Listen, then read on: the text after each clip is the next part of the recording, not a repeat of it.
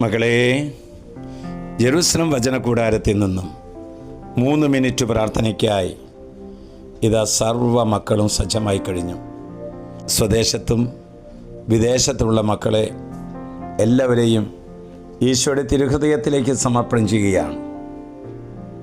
മക്കളെ, നാം എന്ത് എന്നും നമ്മിലെ എന്ത് എന്നും വാസ്തവത്തിൽ നമ്മെ പഠിപ്പിച്ചു തരുന്നത് നമ്മുടെ വാക്കുകളിലൂടെയാണ്.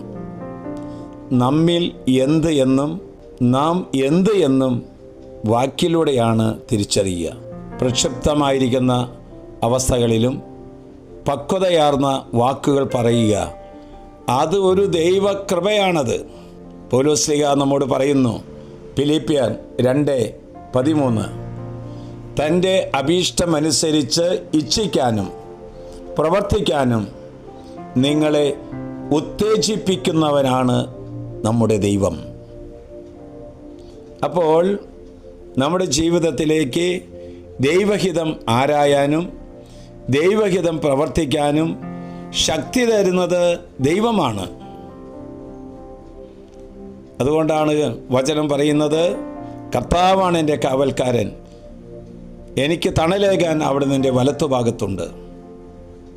മകളെ, ഉചിതമായ സമയത്ത് ഉത്തമമായ കാര്യങ്ങൾ വിവേകത്തോടെയും വിജ്ഞാനത്തോടെയും സംസാരിക്കണമെങ്കിൽ ദൈവത്തിൻ്റെ ഉത്തേജിപ്പ് നമുക്കുണ്ടാകണം.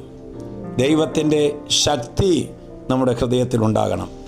എങ്കിൽ മാത്രമാണത് സംഭവിക്കുക. ചിലരുടെ വാക്കുകൾ മരുന്ന് പോലെ നമ്മുടെ ഹൃദയത്തിൽ ഫലിച്ചു തോർക്കുന്നില്ലേ? എന്നാൽ ചിലരുടെ വാക്കുകൾ ഹൃദയം മുറിഞ്ഞ് വേദനിക്കുന്ന അവസ്ഥകൾ ഉണ്ടായിട്ടുള്ളത് നമ്മൾ ഓർമ്മിക്കുന്നില്ലേ?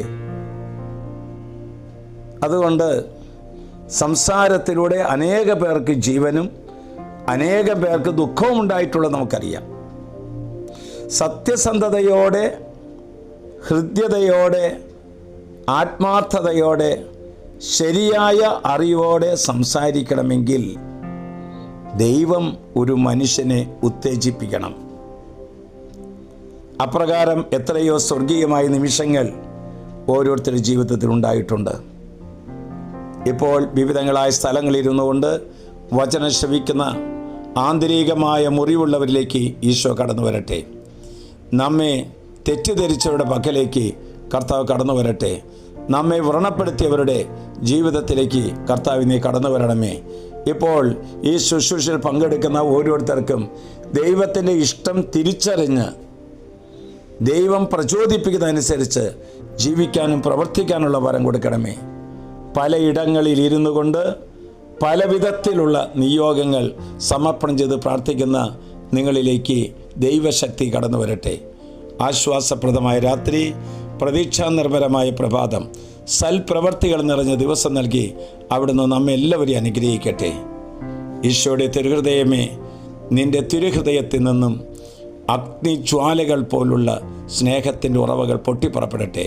നമ്മുടെ കർത്താവ് യേശു മിശിഹായുടെ കൃപയും പിതാവായ ദൈവത്തിൻ്റെ സ്നേഹവും പരിശുദ്ധാത്മാവിൻ്റെ സഹവാസവും പരിമളവും നാം എല്ലാവരോടും ഈ കൂട്ടായ്മയോടും കൂടി ഉണ്ടാകട്ടെ, ഇപ്പോഴും എപ്പോഴും എന്നേക്കും.